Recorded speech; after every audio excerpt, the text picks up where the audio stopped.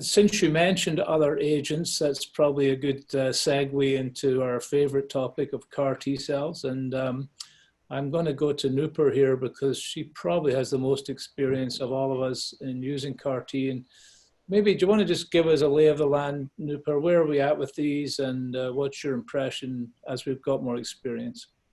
Sure. So, CAR T cells, obviously, we were waiting on cellular therapy for myeloma, and we now finally have them.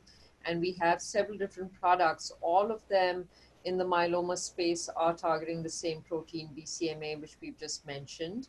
And there are different products out there, including one from Janssen, one from Juno, and the third one from, or two others, one from Bluebird and one from Celgene.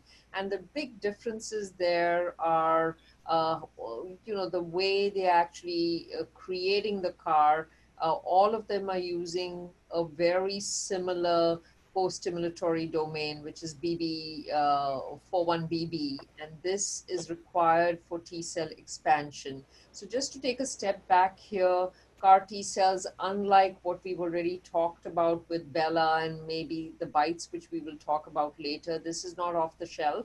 This requires collecting cells from patients, getting those cells back to whoever's producing the CAR, and from collecting the cells to actually creating the CAR T cells, it can take anywhere between 3 and 4 weeks right now. And then once those CARs have been generated, we get the patients back. And as you mentioned, Keith, they do need to be hospitalized, at least for right now. Having said that, that might change in the future. We'll have to wait and see. But most patients will get a little bit of conditioning chemotherapy, and we typically use a combination of Cytoxan with fludarabine, and following 3 days of that, 2 days of rest, and then you give back these CAR T cells to patients. I think the most important toxicities associated with cellular therapy are twofold. One is neurotoxicity, and the second one being cytokine release syndrome.